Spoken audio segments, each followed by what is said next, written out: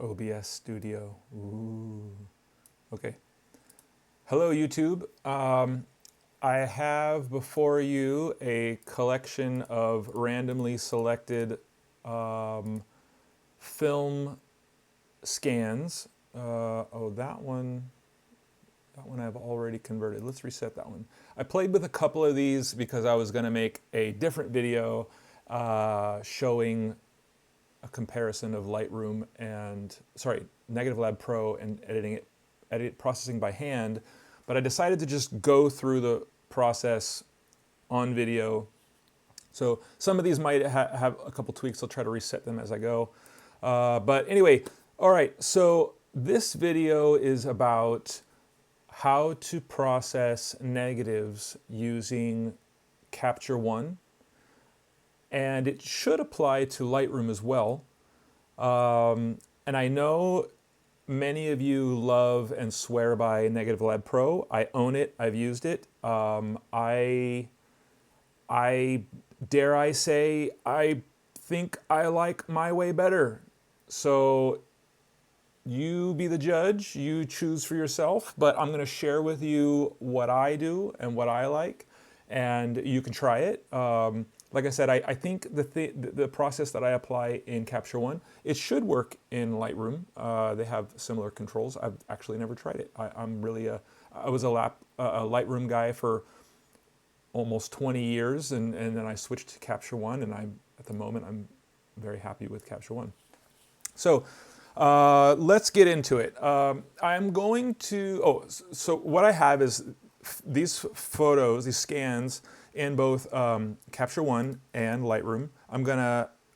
In Capture One, I'm gonna edit them, process them, and then in Lightroom, I'm going to use Negative Lab Pro, and we'll see what we get. So I have one black and white, I have a bunch of film, and then I have one digital. And I think the format I'm gonna follow here is I'm going to do the black and white, and I'm going to do the digital, because I think a lot of you have done black and white. I think color is the tricky one, and I know you guys have done digital. So this is more or less a comparison, so you can kind of anchor yourself in what you normally do with what I'm suggesting you do on top of that for color. And I promise it'll be fast. So you can skip past it if you like. Also, I will, important note, don't skip past this part. I'm going to just process a couple photos, and I'm going to do it fast. And then I think I'll create a section in the video where I talk about what I did. And I'm going to do it this way because I have a tendency to ramble on as I'm processing. And I feel like the good takeaways will get lost as, we all tend to skip past the parts we don't care about in the video. So I'm just going to process, and then I'll label a section important takeaways. So that way you can, if you care, you can understand why it is I'm doing what I'm doing and decide if you want to do that too. All right, now let's move on. So black and white photo. I'm just going to process it. And I'll talk while I process, but hopefully nothing particularly interesting comes out of my mouth. Okay. So rotate, and then horizontal. Oh, no, I think that one was already, yeah, that's already correct. All right.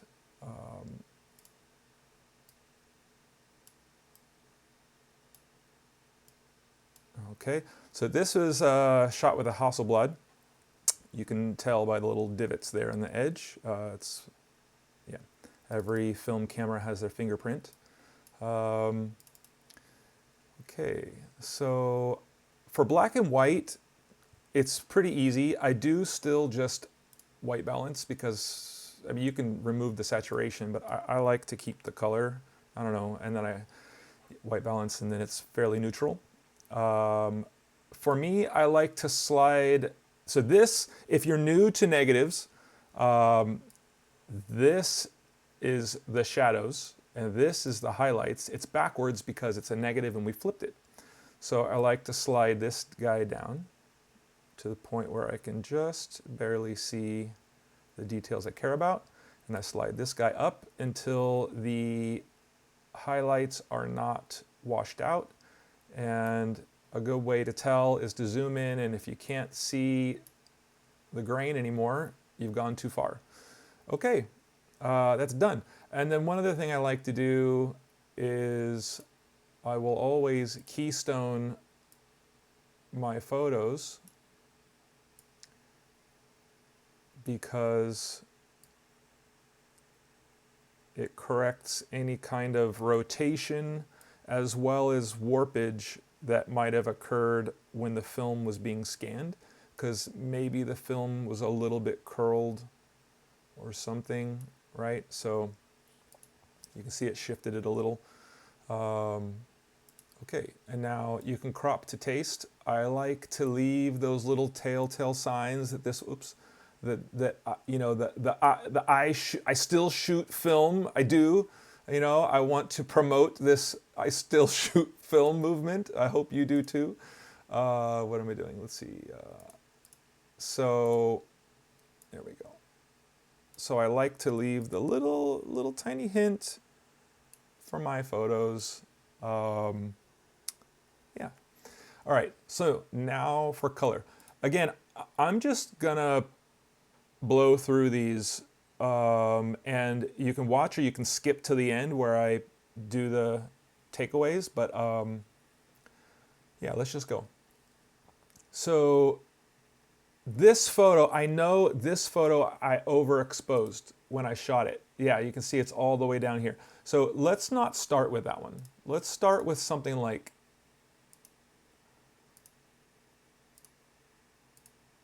oh, that one's, yeah, that one's not bad. This one looks pretty, okay, let's start with this one. So I have not edited this photo. I'm doing it now as if this was a new photo, just like anybody else. Let's try it in Lightroom first.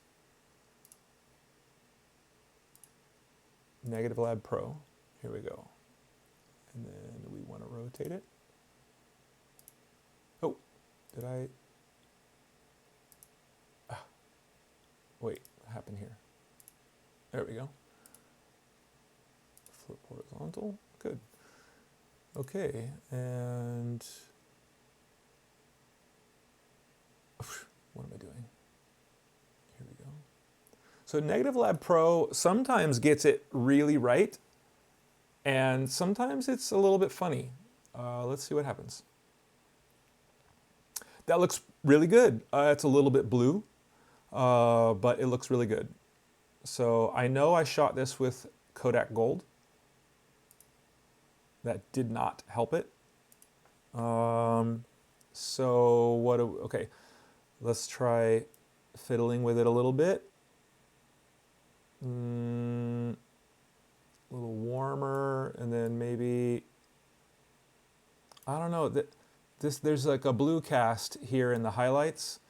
Maybe if I bring the exposure down, no, up, oh, up seems to help, but that's odd. I don't want it up.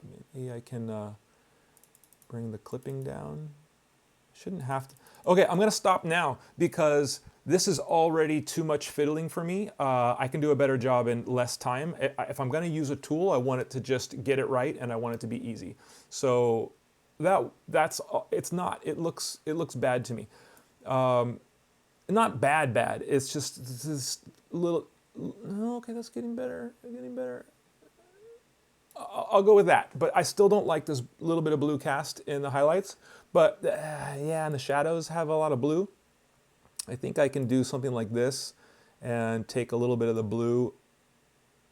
No. Oh, no, that's, what am I doing shadows? I mean highlights, my goodness. I'm thinking negative. There we go. I can take some of those out in the highlights. Okay, that's better. Yeah, okay. Yeah, that's fine. Okay. let it process, do its thing, and now the Capture One alternative.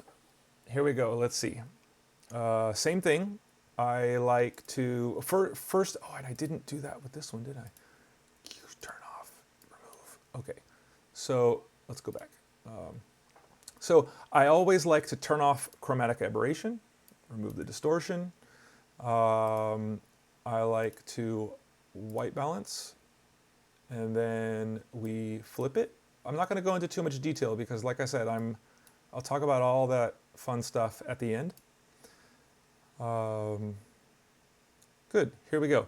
So the color is obviously nowhere near as good as that one. So why not?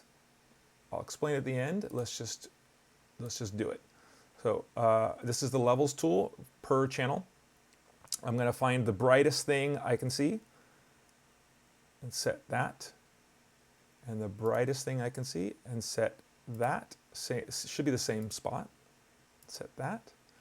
And now darkest point looks like here. And then same thing, darkest point here. And then darkest point here. Okay, how do we look? Okay, so right out of the box, I think Negative Lab Pros looks better, but we did have to fiddle with it, and likewise, we may have to fiddle with mine a little as well. I did make a mistake. I can already tell you I made a mistake.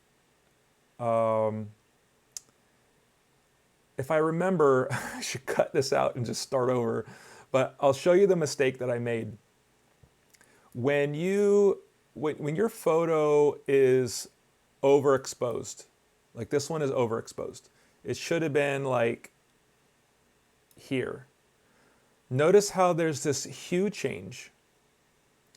Well, it's really important to get the exposure right before you pick your highs and lows for each color. So let's try this again. We will reset the levels. Reset. Okay, so let's white balance.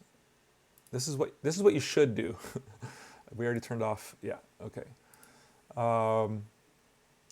And we white balanced. Good. Okay. So let's get the exposure right.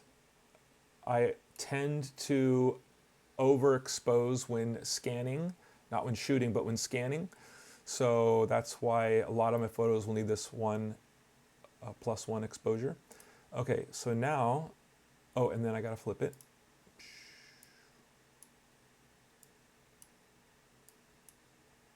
And now we just do what I did. Brightest point, I think, was here. And then we do the brightest point for green and the brightest point for blue. They should be the same point.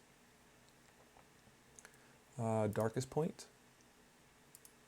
I can already tell that maybe wasn't the darkest because it's a little bit, but okay, so that's already better than it was. Now, the next thing, I think still want to bring it down a little and then adjust the exposure a little. And here we go. You can add a little bit of contrast if you want. But to me, this is correct, and as I remember, this one has a red cast in the shadows. And I think that's because there was a blue cast in the highlights, and so I compensated for that. I think it shifted things. This looks pretty much correct. I might be biased. You tell me what you think. See, as I bring it up, it gets cooler and then warmer, but I think that's about right. Yeah, something like that. That looks, to me, that looks better than this. Especially in these highlights, they still look bluish. Here, this looks If anything, a little pinkish. But yeah, all right, let's go faster. Let's do another one. Okay, let's white balance, boom. And then, oh yeah, always take off chromatic aberration and remove distortion. I'll talk about why later. Now, let's see. So correct the exposure. I'm gonna say middle. I like to move it till it's kind of biased in the middle. If I'm repeating myself, I'm sorry. It's because I expect most of you are skipping past other parts of the video. All right, so about in the middle, good. I think it's better to flip it before you get the exposure right, but it doesn't matter if you're going by levels anyway. All right, so now same thing. Let's, for each channel, let's pick the high. For me, the high looks like about here, right? Maybe that, but I like, this has a little bit of a blue-gray, because I know that this is my truck. It has a little bit of a blue-gray to it. So the shell is white, so neutral is always better if you have it. All right, so highlight, boom. Highlight, boom. If you don't have a neutral color, that's okay too. You can fix it. And then the darkest point, I think that is probably, in here. And then darkest point in here. And darkest point in here. Wait, what did I just, did I do something wrong?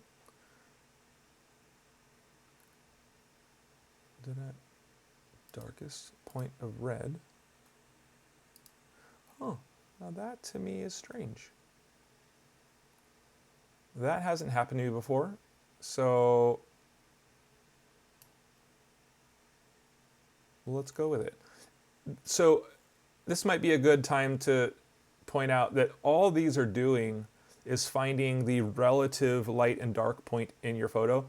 When you got it close, you can adjust it by hand. You know, clearly moving it this way is making it the shadows too cool, and moving it this way is making the shadows too warm. So you can just line it up to taste. And to me, this looks pretty good, though I'm curious to know why that didn't work. Maybe I picked too dark of a point, or not dark enough. See, that was better. So be careful with the point that you pick. Oh, I see. I see.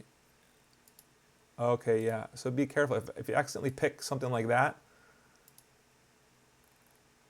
All right. See, that worked. There you go. Now we can do the normal thing and adjust the white balance. We can further, I double clicked it and it undid the my original white balance. There we go. That's the one we want. So let's make it a little bit darker. And then we'll white balance compensate, because changing the exposure compensation also affects the color. So there, I like it like that. Actually, I don't feel the need to do anything else to it. I feel like that's how it was shot. You know, maybe to taste I add a little vignetting or whatever, but I'm just going for as shot. If you want to do your own creative changes to it, you're welcome to do that. Should we do the same for Negative Lab Pro? Okay, same for Negative Lab Pro. Oh, we should flip it, right? And then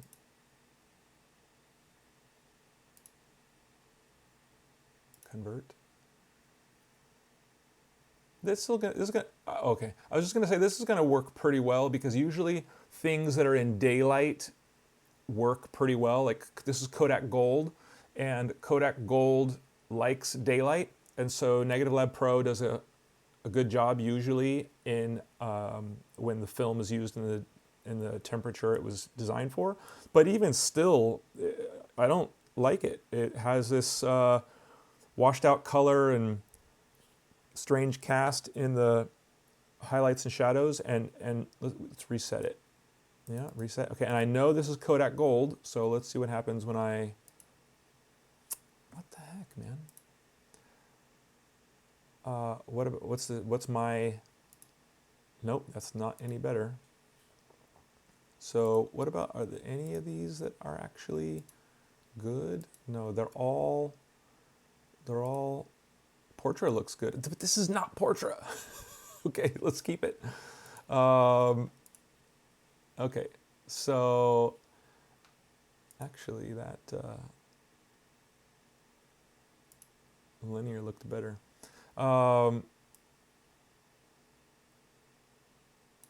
Contrast up a little, I don't know. And then let's bring back the clipping a little.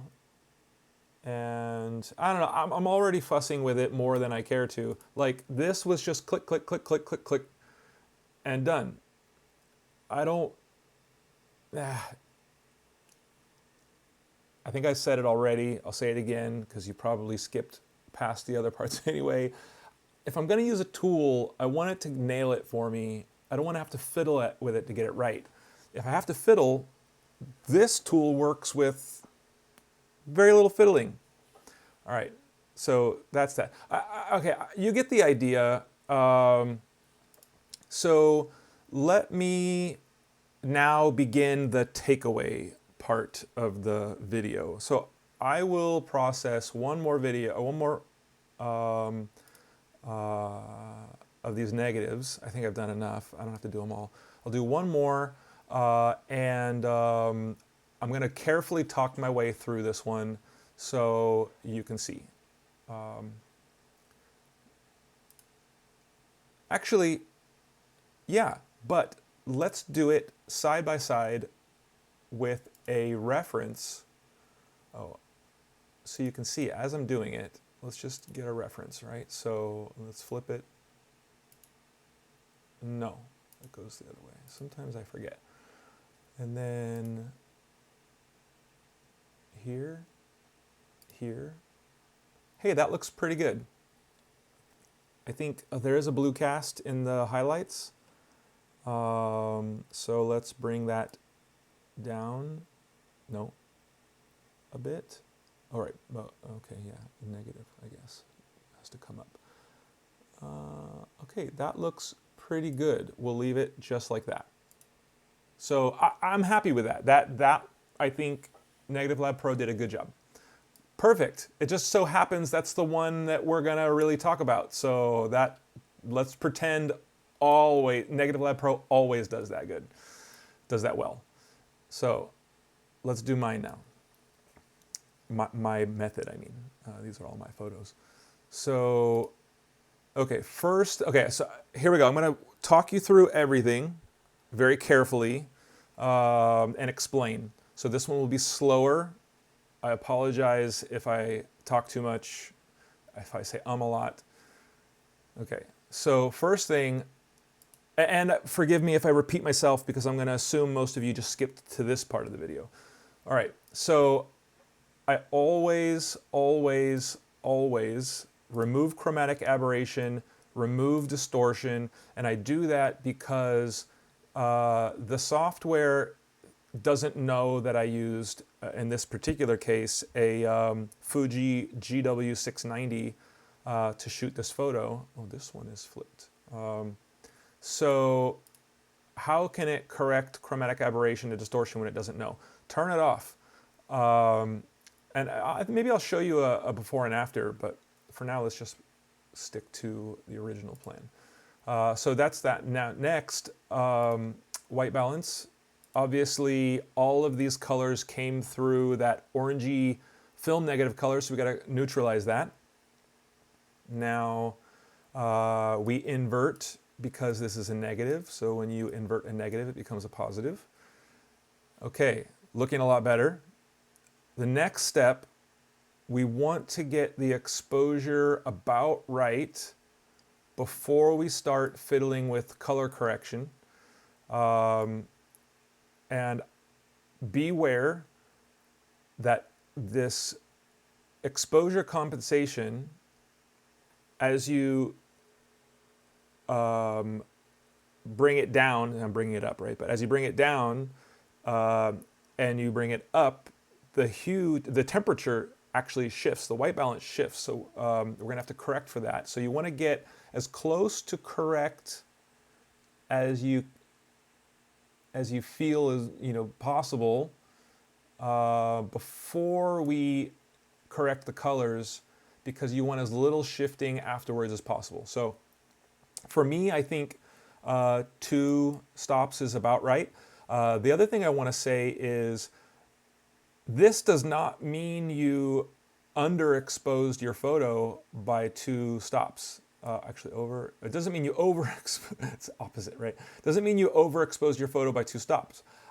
I happen to overexpose my negatives when I scan them. So that means like the shutter speed I'm shooting at 1/25 of a second. This is old because I never do ISO 400 anymore. I always do ISO 64. But in any case, I should say I often overexpose when I scan because it's a negative and it's hard to see if it's correct. And so you just want to see a lot of lights and darks. And so it's hard to get it right. You can adjust for that. If you see a trend, oh, okay, I'm always scanning my negatives and having to adjust a stop, then make that correction when you're tethering or however you do your scanning, and compensate for 1 stop in the opposite direction, and then this will generally be 0, except to correct only for the photo as it was taken. So anyway, I hope that made sense. Ask me what I meant if it didn't, and I'll try to clarify. So takeaway, try to get this as close to correct as possible before we do the color correction. Next is the color correction. So for each red, green, and blue, and the way I generally tell if this is correct, I mean, you can eyeball it, but you also can take a look at the levels, and you kind of just want it to be well balanced. So in fact, I was doing 2, but I think 1.5 seems to be about right. So 1.5, and that looks good. So yeah, so let's go for each color. The brightest point here, I think, actually, and a trick to find the brightest point if you skipped past it earlier, is to use this exposure warning thing. And as you brighten it, where does it get brightest first? So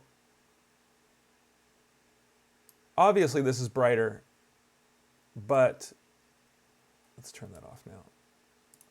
But this tends to be a more neutral tone. And so I'd rather not color balance on something that is known to be blue.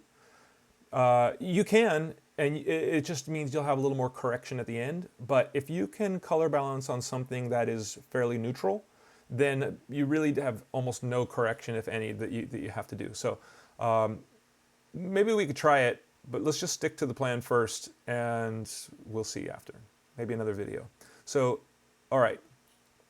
For each, back to the plan. For each color, we now pick the highlights and the shadows. So for the brightest and darkest spot, so I think this around here was the brightest, and the darkest to me is like maybe in here. And these areas will get clipped. So make sure you're really doing it like the brightest spot and the darkest spot, and try to be consistent with the spot for each color. So I think it was in here. Okay. And then green brightest here, and then blue brightest here. And now for darkest, we go, try to get it close in there. It's a little, okay, that's fine. And then there, and then there. So I talk too much. If I wasn't talking so much, this would have gone much faster. But you can see how already Negative Lab Pro I don't know, this is subjective, but come on, like, I know with my eyes that this is what I saw when I took the photo. This is odd. Um, yeah, so let's get back to this one. Okay, so that's the process. And now some of the takeaways, or that was the deeper explanation of the process in case I skipped these steps along the way. Now why? Why do we do these things? So each color channel is, you can see there's more greens, there's more blues, there's less reds, and they're shifted. And I believe this is because each film is different. Obviously, each film is going to capture different colors in different ways and different ranges and be more or less sensitive to different temperatures. And all of those are going to be different than your camera sensor. And so I think generally the idea of picking these light and dark or highlights and shadow points, it's creating a relative correction point for each channel, and it tells Capture One how to align each channel. For example, if you look here, you can see the histogram. The histogram shows the lights and darks and colors as they appear in the image, whereas the levels shows them as they appear, the data appears in the raw file. So if we just left them all full, the histogram would be totally skewed for each color. So by aligning them to their relative light and dark points, they're now aligned. Like we're removing the unnecessary data that the sensor captured that the film didn't. Does that make sense? And I might even be wrong, but that's what makes sense to me. And I think it's a good explanation. Whether it's true or not, I don't really care. But I think it's a good analogy on why this needs to be done. So another case of this is how we've seen how how color tends to shift as we change the exposure, whereas with a raw file, like a shot with a Fuji GFX 50R, notice how the temperature is very neutral. So, where was I? This guy, right? So, given that the color shifts as we go from highlights to shadows, like this is, I think this is very much a film thing. You know, if you take Kodak Gold, which is kind of tuned more for daylight, and you shoot it, you know, in a more darker environment, you know, more shadowy, it's going to be bluish. And I think we're seeing evidence of that here. And so that's why, I guess that's why we have to be careful to nail the color.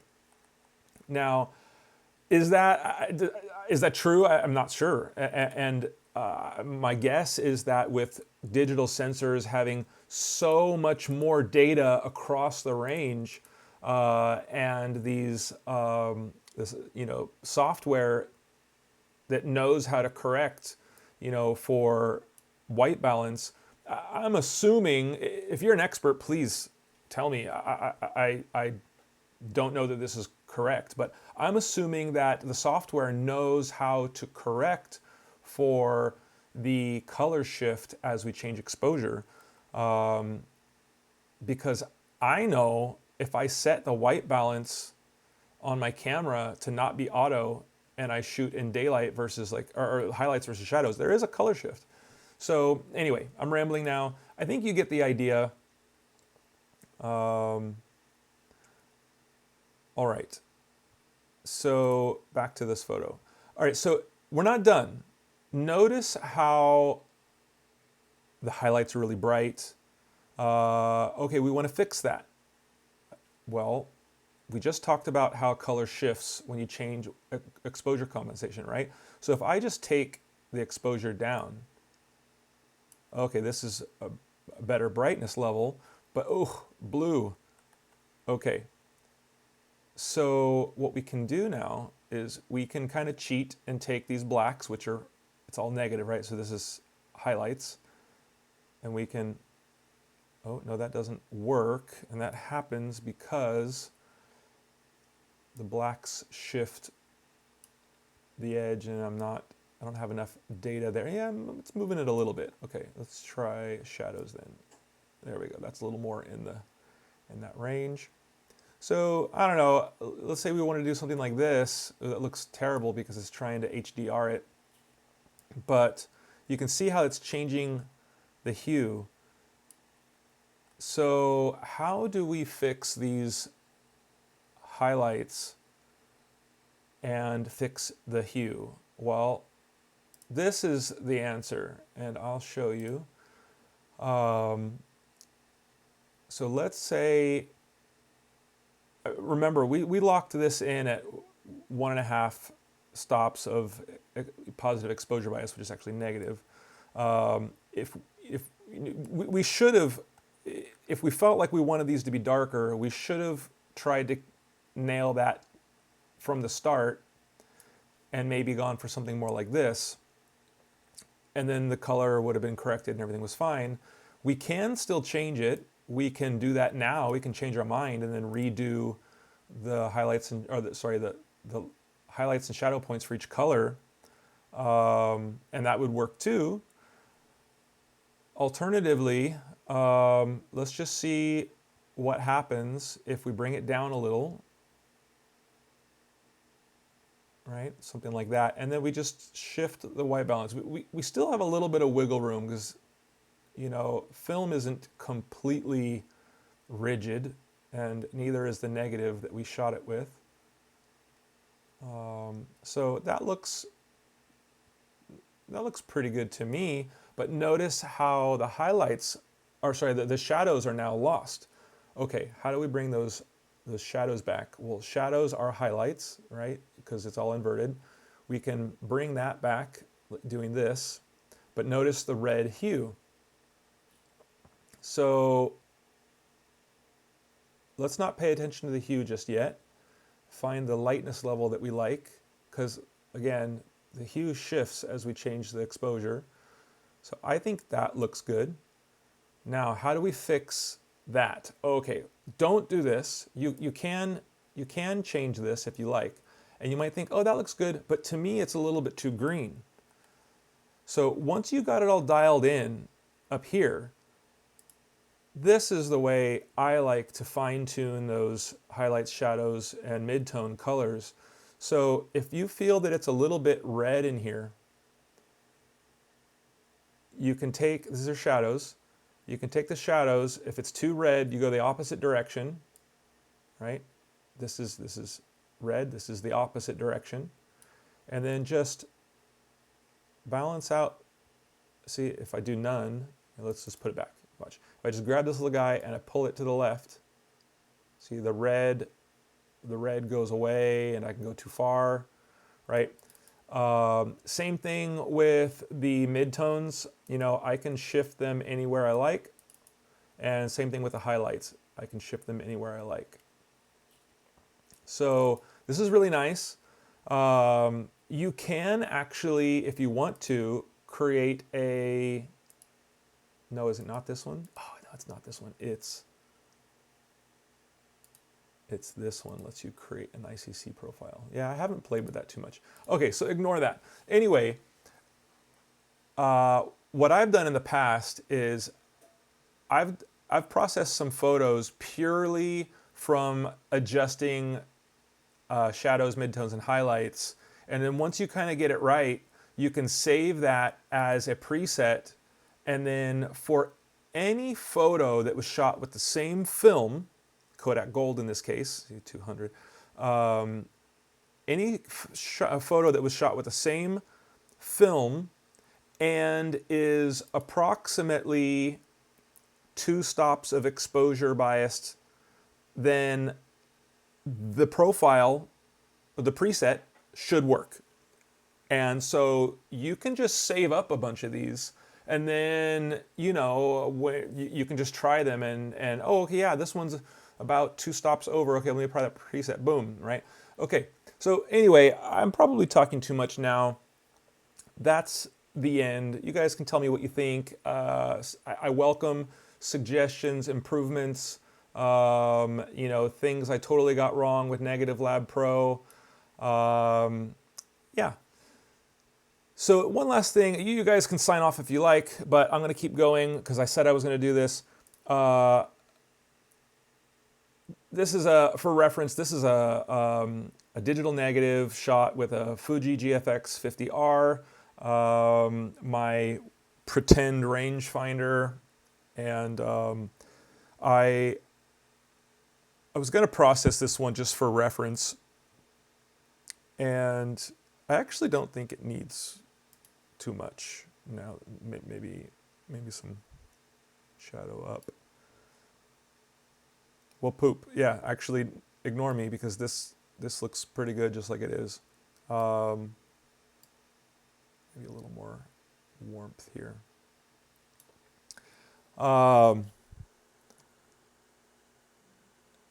Yeah, so I guess a comment I'll make in passing is we tend to use things like exposure, contrast. I really like brightness because it's a lot more mid-tone neutral. Actually, I should say highlights and shadows neutral. It biases more towards the midtones. But these controls don't work so well, in my opinion, when processing film. The way I like to do it, and I think works best, is just bringing this all into range, and then once you've got that nailed, then you have a little bit of wiggle room with these, but don't try to go too far. With a digital negative, you can bring shadows back from the grave, and you can pull highlights back. Well, actually, highlights don't recover too well. That's a good point, though. With film, you can pull highlights back from the grave, but shadows, they'll clip fast. So maybe you get a little more wiggle room if you're pulling blacks, which are actually shadows. Doesn't. Yeah. These controls will start to go funny once you start doing this because the controls are not aware. This black is still just controlling this area. And so because we've clipped that area, it no longer has any effect on the photo, so be aware. For example, if let's white balance, boom. If I do this, you'll see,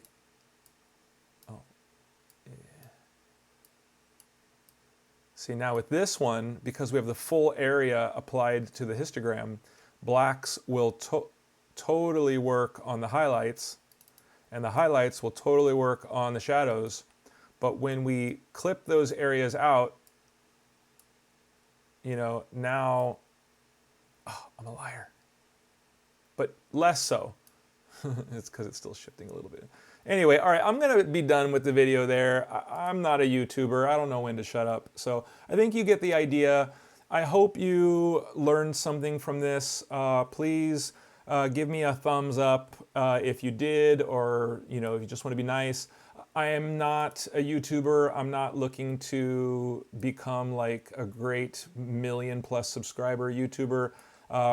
If anything, it's just to let me know that I actually helped somebody, and maybe to let me know that you want more content like this. I don't know. Anyway, thanks for watching. Good luck. Okay.